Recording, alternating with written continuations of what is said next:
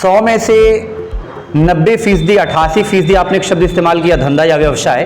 100 में से 88, 90, 92, 95% लोग भी अगर इस विचारधारा के हैं तो आप मेरा यकीन मानिए आज भी 2, 4, 5% लोग ऐसे समाज में जरूर हैं जो शिक्षा को, वो जो गुरुकुल की शिक्षा जो हम इतिहास पे देखते आए हैं, उसी परंपरा को आगे ले जा रहे हैं। फिर एक सबसे दुर्भाग्य की बात यह है कि सपनों का, जो हमारे ड्रीम होते हैं, इसका बाजारीकरण हो गया है। ग्रामीण क्षेत्र का बच्चा, हिंदी माध्यम का बच्चा बड़े बड़े exam, deputy collector, DSP, IPS ऐसे ख्वाब देख ही नहीं पाता। यह समाज की मजबूरी है। बड़े सपने विद्यार्थियों को, अभ्यर्थियों को दिखाना चाहिए और फिर सपना दिखाने के बाद अध्यापक का वास्तविक कर्तव्य शुरू होता है कि वो सपने को अचीव करने के लिए कम से कम अपना 100% तो लगा दे।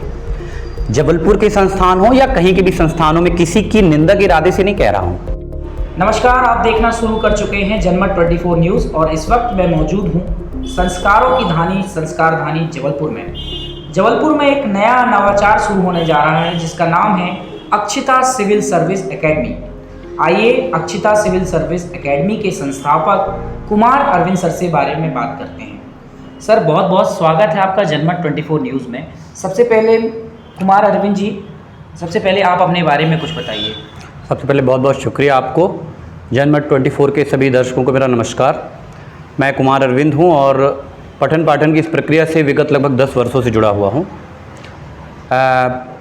अभी बीते 3-4 सालों से मैं international publication Tata McGraw Hill में एज अ ऑथर काम कर रहा हूं, सिविल सेवाओं की किताबें लिख रहा हूं और वर्तमान समय में मेरी लगभग 8 से 10 किताबें पूरे देश में सही तरीके से, व्यवस्थित तरीके से विद्यार्थियों के बीच हैं। और ग्रेजुएशन के दौरान ही सिविल सेवा में मेरा रुझान था। मैं पर्सनली उस एग्ज़ाम में अपीयर हुआ, कुछ स्टेज क्लियर नहीं कर पाया, जिसकी बाद फिर मैंने पठन पाठन की प्रक्रिया से अपना जुड़ाव समझा। क्योंकि ये पूरी प्रक्रिया मुझे विरासत में मिली थी।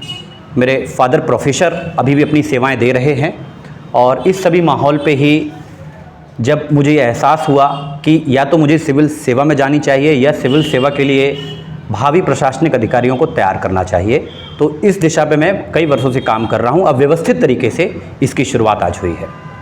कुमार अरविंद जी, मैं जब यहाँ आ रहा था तो आने से पहले मैंने जब रिसर्च करी तो मैंने पाया कि आप देश के जाने माने मैकग्रा हिल्स इंटरनेशनल पब्लिकेशन में आपने काम तो किया ही है और उसमें प्रमुख किताबें भी, जैसा आप बता रहे हैं, 8 से 10 किताबें आपने करी। लेकिन इसके बावजूद मैं एक चीज़ पूछना चाहता हूँ कि एजुकेशन जो है आज के समय में एक धंधा टाइप का बन गया है, एक नया इंडस्ट्री एजुकेशन हुआ है। ऐसे में आप अक्षिता सिविल सर्विस एकेडमी लेकर आए हैं, एक नया नवाचार है, तो छात्रों के लिए यह क्या परिवर्तन लाने वाला है? देखिए, आपका कहना ठीक है। जब हम समग्रता से किसी चीज़ को देखते हैं तो हम पाते हैं कि इतनी विविधताओं वाले समाज में दोनों ही नज़र के लोग मिलते हैं। नज़र और नज़रिया दोनों के दरमियान फ़र्क है। 100 में से 90%, 88% आपने एक शब्द इस्तेमाल किया धंधा या व्यवसाय।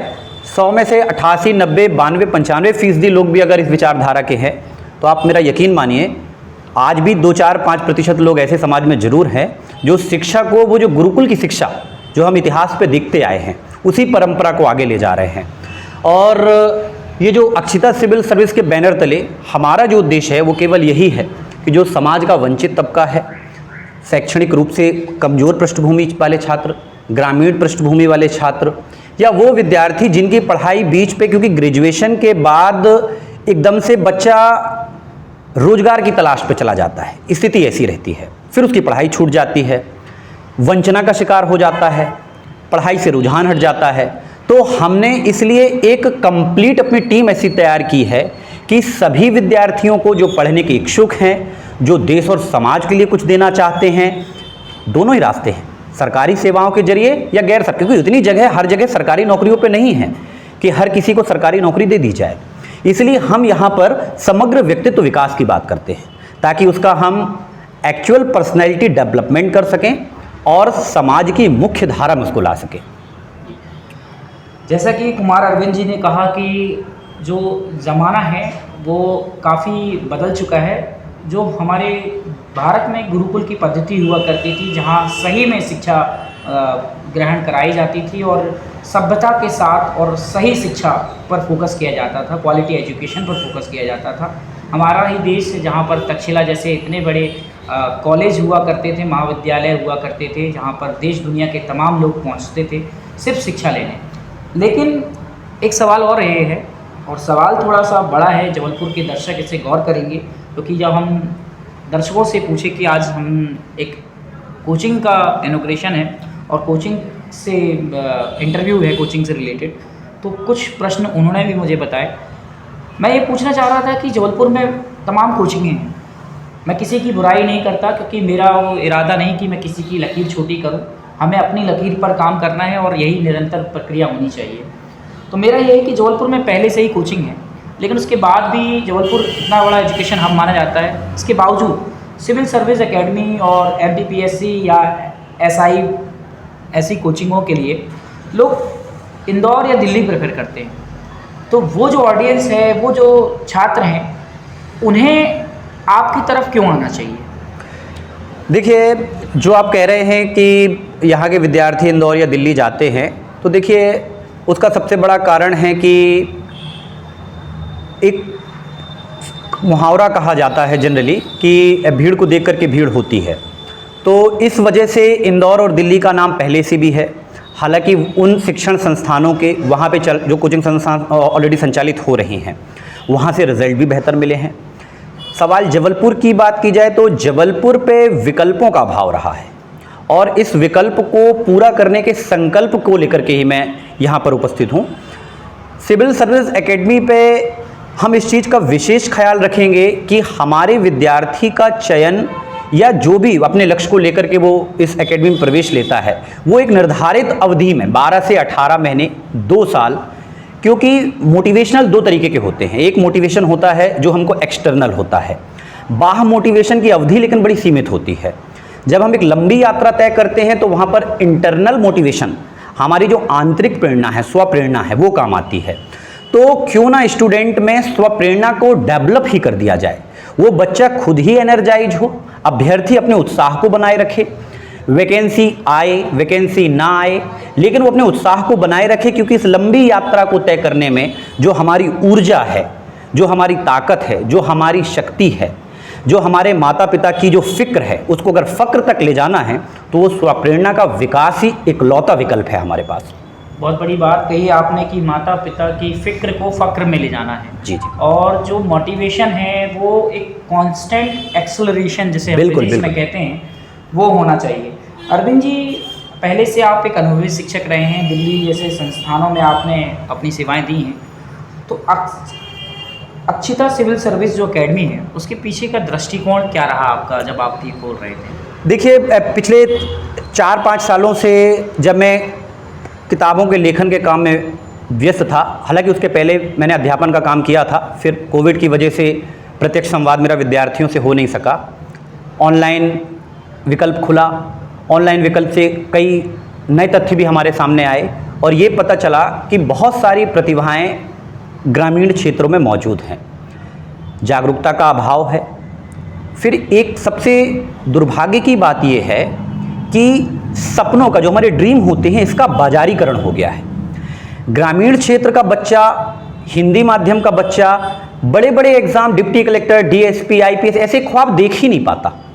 ये समाज की मजबूरी है। बड़े सपने विद्यार्थियों को, अभ्यर्थियों को दिखाना चाहिए, और फिर सपना दिखाने के बाद अध्यापक का वास्तविक कर्तव्य शुरू होता है कि वो सपने को अचीव करने के लिए कम से कम अपना 100% तो लगा दे।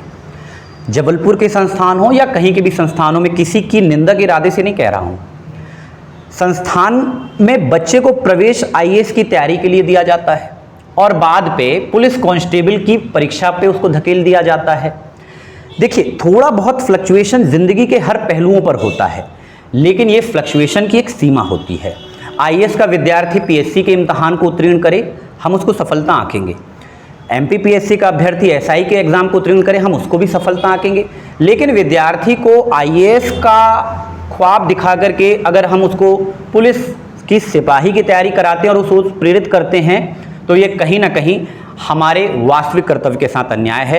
मैं इस चीज़ का विशेष ख्याल रखा हूं, इसलिए मैंने सिविल सेवाओं की बात की है कि हम सिविल सेवाओं के लिए बच्चों को तैयार करते हैं और यहाँ पर IAS, IPS, deputy collector, DSP से लेकर के हमारी एकेडमी नीचे के स्तर की जो परीक्षाएं हैं उसके लिए भी विशेष दृष्टिकोण से उनकी ज़रूरतों के मुताबिक काम करेगी।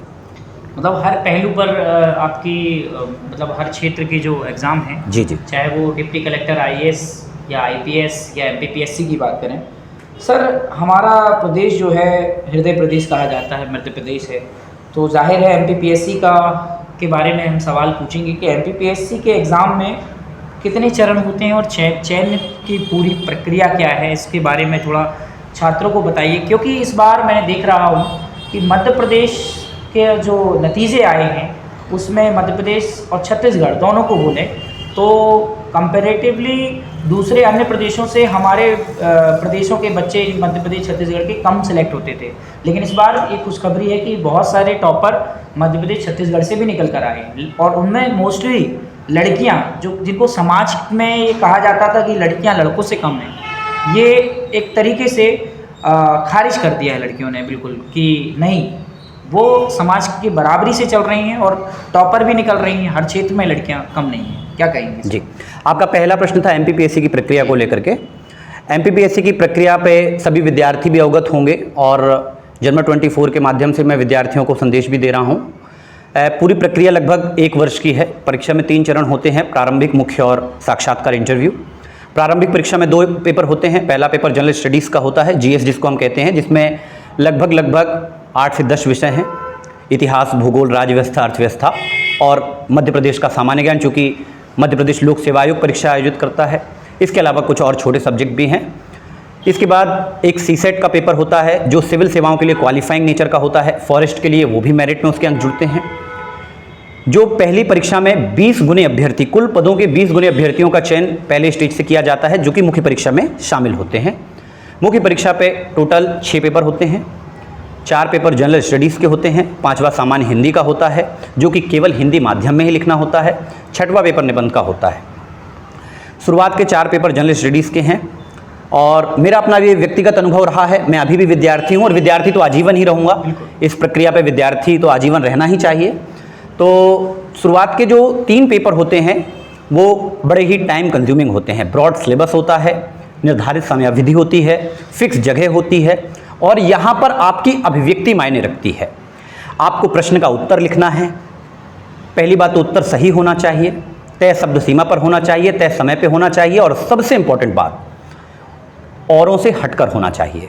विद्यार्थी अक्सर कहते हैं कि प्रश्नों का उत्तर कैसा हो। मैं हमेशा कहता हूँ प्रश्नों का सबसे अच्छा उत्तर वही है जो प्रश्न का उत्तर हो, केवल प्रश्न का उत्तर हो, ना आप दाएं जाएं ना बाएं जाएं, प्रश्न का उत्तर लिख दें, आपको पूरे अंक मिलेंगे जितने मिलने चाहिए। विचारधारा में ना भटके। जी बिल्कुल, आपको यहाँ की बात नहीं करनी। हमारे यहाँ पर एक और चीज़ जो है वो ये है कि विश्वविद्यालयों पे अभी भी कुछ विश्वविद्यालयों में कॉपी की वजन के हिसाब से अंक मिलते हैं और ये सिविल सेवा के लिए बहुत बड़ी बाधा पैदा करते हैं।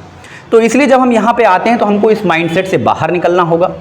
हमको विषय का ज्ञान चाहिए, हमको समझ चाहिए और शुरुआत के 3 पेपरों में वक्त इतना सीमित होता है कि शुरू के हम 6 से 8 मिनट तक हमको ये याद रहता है कि हम क्या लिख रहे हैं और इसके बाद हम विद्यार्थी को याद भी नहीं रहता कि वो क्या लिख रहा है।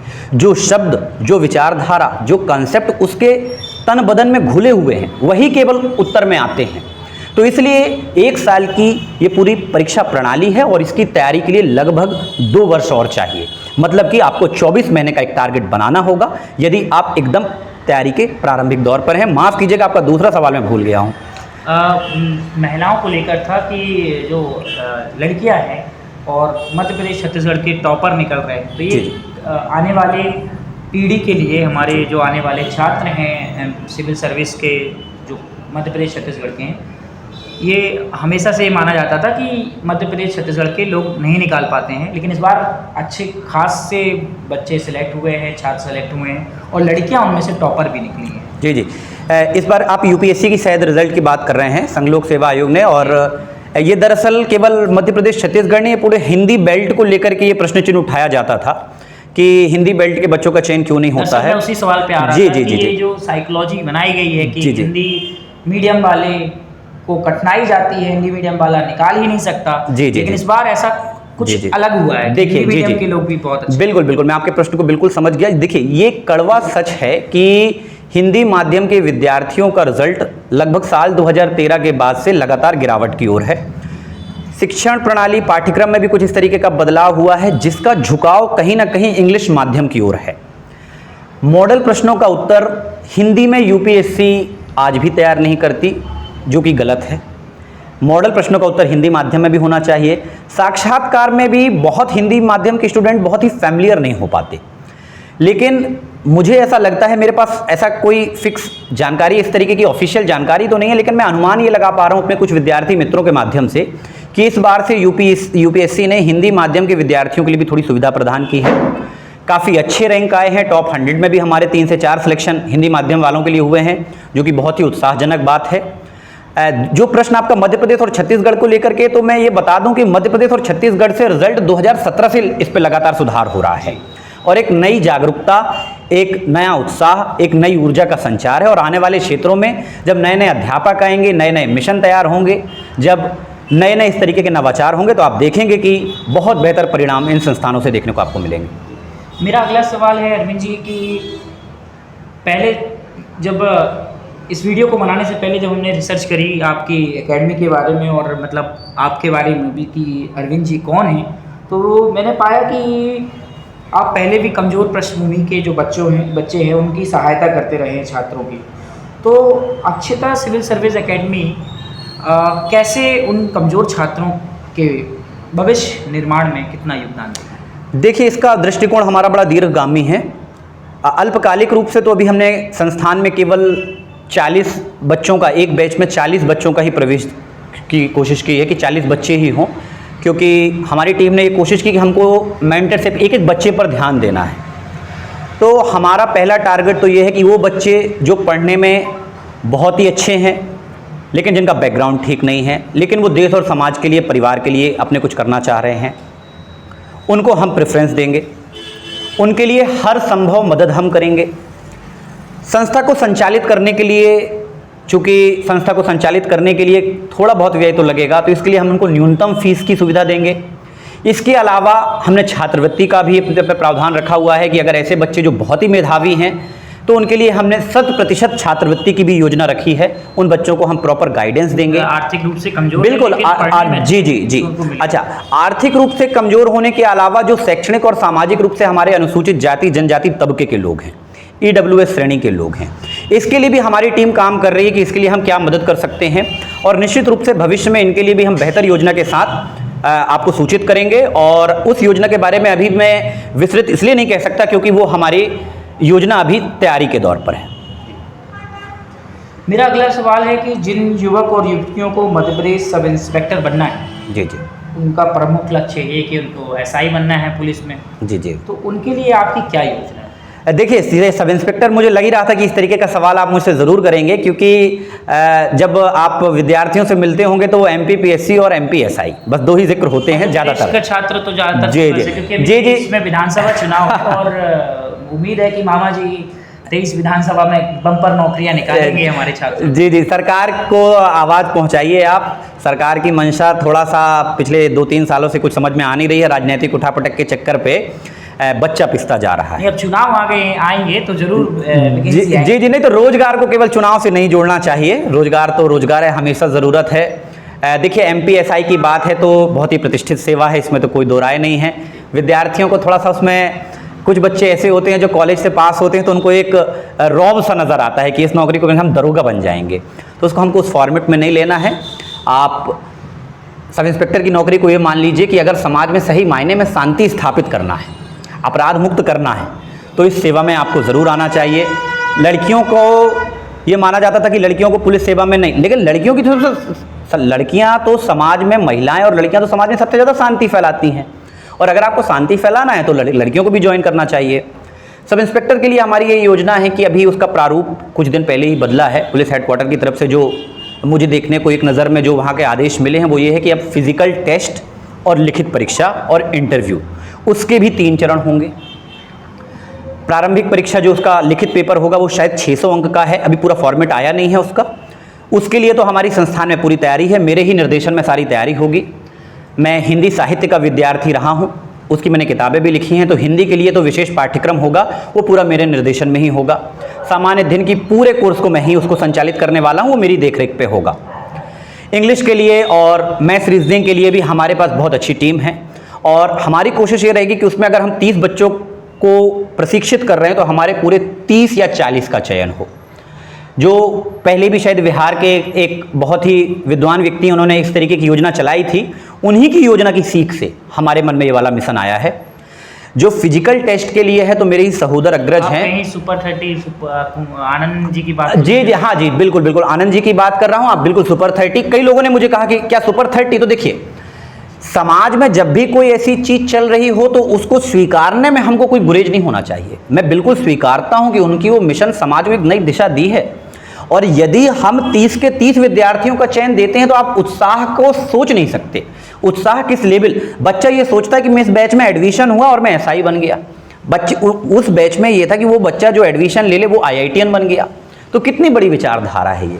और जब बच्चा पहले दिन से एसआई जैसा व्यवहार करेगा तो वो क्या 1 साल बाद परीक्षा होगी तो एसआई नहीं बनेगा क्या?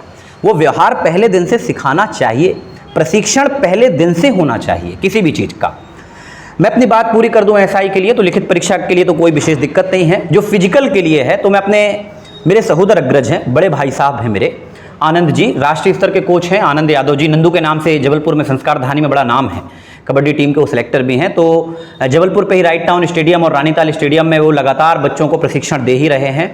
पुलिस में भी बहुत अच्छा चयन, लगभग उनका भी मिशन यही रहा है, जितने बच्चे सभी का सिलेक्शन, वो आर्मी में हों, अभी आर्मी की तो बहुत समय से परीक्षा हुई नहीं है, पुलिस में हो, एसएससी के बहुत सारे एग्ज़ाम होते हैं उसमें हो, और डिफेंस के जितने भी फिजिकल टेस्ट रिक्वायरमेंट जिनमें रहती है, शारीरिक दक्षता रहती है, उसका प्रशिक्षण के लिए भी हमारी पूरी योजना है। विद्यार्थी को कहीं कोई भटकाव की जरूरत नहीं है, एक ही छत के नीचे सारा प्रशिक्षण मौजूद है। कुल मिलाकर मोटा मोटी हम ये बोले कि अक्षिता सिविल सर्विस एकेडमी जो है वो एजुकेशन, लिखाई पढ़ाई के अलावा भी फिजिकल में भी फोकस करेगी बच्चों के लिए, कि यदि फिजिकल से रिलेटेड उनके एग्जाम है जी जी तो जी उसमें भी वो उत्तीर्ण हो सके। जी जी, हमने कहा समग्र व्यक्तित्व विकास, और व्यक्तित्व विकास में ये वाली जो खेलकूद वाली बात है ये तो है ही।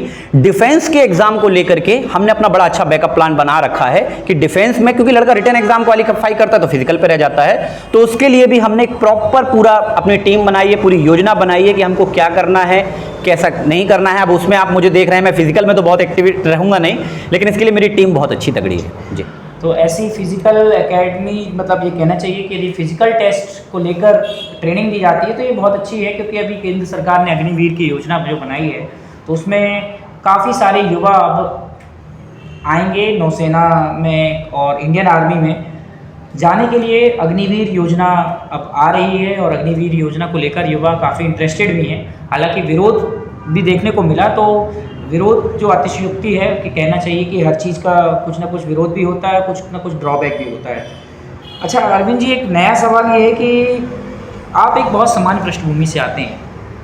हमारे जबलपुर के सिहोरा तहसील के एक मजगमा सरौली गाँव, जी हाँ जी जी, मेरा पैतृक, जहाँ बहुत बड़ा तालाब है। जी जी जी, मैं गया हूँ उस गाँव में। जी जी, आप वहाँ से आते हैं, एक छोटे से गाँव से दिल्ली तक जाना, और इतना बड़ा अचीवमेंट कि आज आप इतना बड़ा कॉन्सेप्ट लेके आए हैं जबलपुर के लिए, नवचार के लिए, क्या कहना चाहेंगे इसको लेकर? जी जी, ये पूरा जो कुछ भी है ये मेरे पिता का दिया हुआ है। मैं उनको क्या संदेश? जी जी जी, ये मेरा अंश मात्र है जो पिताजी का दिया हुआ है। फादर मेरे प्रोफेसर रहे हैं। पृष्ठभूमि शैक्षणिक रूप से ग्रामीण परिवेश से जुड़ा ज़रूर हूँ, लेकिन शिक्षा लेने का अवसर मुझे शहर में मिला है। मैं शिशु मंदिर का विद्यार्थी रहा हूँ, पहली से 12वीं तक का अध्यापन वहाँ से किया हूँ। यही RDVV यूनिवर्सिटी से भी मैंने ऐसे ही BA ही किया हुआ है ग्रेजुएशन में। लेकिन बचपन में बहुत ही शुरुआती दौर से मेरे पिताजी ने, मेरे माताजी ने इस तरीके का परिवेश बनाया कि हम बेहतर तरीके से पढ़ पाए। पिताजी ने बहुत मेहनत की, लंबा संघर्ष उन्होंने किया है। लेखन के बीज, वाचन के बीज 4 साल की उम्र में मेरे डाल दिए गए थे। यही कारण है कि मैं देश के सबसे बड़े पब्लिकेशन से मेरे को जोड़ने का मौका मिला और IAS की किताबें लिखने का अवसर प्राप्त हुआ, और उसमें पूरा 99.99% हिस्सा मेरे पिताजी का मैं मानता हूँ। इसके अलावा उन्हीं का देन थी कि मेरे भाई साहब, मेरी सिस्टर सभी क्लास 1 ऑफिसर ही हैं। ग्रामीण पृष्ठभूमि के छात्रों को मैं बस केवल एक मेरा जो संदेश है वो ये है कि देखिए, आपका संकल्प, आपका इरादा और आपका उत्साह, यही सबसे बड़ी संपत्ति और सबसे बड़ी पूंजी है आपकी। इसको डगमगाने मत दीजिएगा। इस यात्रा में बहुत उतार चढ़ाव आएंगे, बहुत संघर्ष आएंगे, बहुत मुसीबतें आएंगी, डिप्रेशन का दौर आएगा, निराशा और हताशा आएगी। तब आप कोशिश कीजिएगा वो दिन कैसा होगा जिस दिन आप जीत जाएंगे।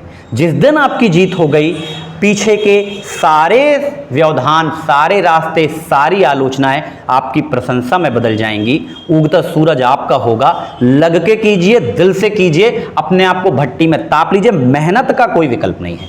मेहनत तो हर चीज़ की लगती है, कीमत हर चीज़ की होती है। मेहनत का कोई शॉर्टकट नहीं है, बिल्कुल। ये बड़े बड़े विद्वानों का कहना है और आनंद जी का, कुमार अरविंद जी का भी यही कहना है कि मेहनत का कोई शॉर्टकट नहीं है। तो एक हसीन रात बनाने के लिए बहुत सारी अधजगी रातों को जागना पड़ेगा आपको, और काम पूरा संघर्ष आपको करना पड़ेगा, पढ़ाई करनी पड़ेगी। एक टीचर गाइड कर सकता है आपको, चाहे वो कोई भी कोचिंग का हो। बिल्कुल वास्तविकता वाली बात है जी सर, कि आपको खुद मेहनत करनी पड़ेगी। अरविंद जी, जाते जाते हम अपने जनमत के दर्शकों से ये क्योंकि ये पूछना चाह रहा था कि शिक्षा का व्यवसाय, एक फिर से एक प्रश्न आ रहा है कि शिक्षा का जो व्यवसाय है, क्या आपकी जो कोचिंग है अक्षिता सिविल सर्विस एकेडमी, सिर्फ क्या ये इसको लेकर आई है कि क्वालिटी एजुकेशन, रिपीट कर रहा हूँ, सवाल दोबारा है क्योंकि सवाल इंटरेस्टिंग है, सवाल दर्शकों से आया हुआ है। अच्छा, देखिए, क्वालिटी एजुकेशन तो हम देंगे ही, इसमें तो कोई सवाल नहीं है। जो आप बाजारीकरण या व्यवसाय की बात कर रहे हैं, हमारा कॉन्सेप्ट बिल्कुल उससे अलग है। मैं इस संस्थान को शुरू करने की हमारी एक दीर्घगामी योजना है। बड़े बड़े ख्वाब हैं, बड़े बड़े सपने हैं। अभी एकदम शुरुआती दौर पर है, तो बहुत सारी चीज़ों का खुलासा करना मैं ठीक भी नहीं समझता। ठीक। जब कुछ समय बाद हम और आप दोबारा मिलेंगे, जब इस संस्थान को शुरू होने के बाद, तो मैं आपकी योजना बनाऊंगा। लेकिन इतना ज़रूर कह सकता हूं कि इस संस्थान से, संस्कारधानी से भावी प्रशासनिक अधिकारी, बहुत बड़े बड़े समाज निर्माताओं के लिए, बहुत बड़े बड़े अधिकारियों को यहाँ से निकालने के लिए मैं और मेरी पूरी टीम अपनी हैसियत के मुताबिक 24/7 तन, मन और धन से काम करेंगे। ये मैं आपको विश्वास दिलाता हूँ। एक छोटा सा प्रश्न है, जब आप इतनी बड़ी बात कर रहे हैं, तन मन धन से लगे रहेंगे, तो सिंपल सी बात यह है कि आपसे जुड़ने के लिए, आप तक पहुंचने के लिए, और लोग कैसे पहुंचें, आप थोड़ा सा अपने बारे में। देखिए, मैं ऑथर के तौर पर, लेखक के तौर पर स्थापित हूं, तो काफ़ी विद्यार्थी हैं। सबसे बेहतर तरीका तो यही है कि अभी चूँकि संस्थान अपने शुरुआती दौर पर है, तो अभी हमने ऑफलाइन प्लेटफॉर्म में क्लासेस देना शुरू की हैं। कोविड टाइम पे हालांकि बहुत सारे ऑनलाइन प्लेटफॉर्म लॉन्च हुए हैं, लेकिन अभी विद्यार्थी एक स्टूडेंट में काम करने के लिए ऑनलाइन मुझे बहुत बेहतर माध्यम समझ में नहीं आता। अगर एक स्टूडेंट में काम करना है तो प्रत्यक्ष संवाद से ही संभव है। तो अभी तो सभी विद्यार्थियों का मैं अपने इस इंस्टीट्यूट में स्वागत करता हूं। वो आइए, सब पूरे विद्यार्थी आएँ, हमारी क्लासेस लें, यहाँ के एनवायरनमेंट को महसूस करें, हमारी शैक्षणिक प्रणाली से जुड़ें, बहुत ही अच्छे अच्छे विद्वानों से जुड़ें, उनके विचारों को ग्रहण करें। 8-10 दिन, 15 दिन, 20 दिन आकर के यहाँ के माहौल को समझें। उसके बाद हम उनसे बातचीत करेंगे, और बातचीत करने के बाद जब हमको ये महसूस हो जाएगा कि विद्यार्थी वाकई पे यहाँ पे कुछ करने के इरादे से आया है, उसके बाद ही हम संस्थान में उसको प्रवेश दे सकेंगे।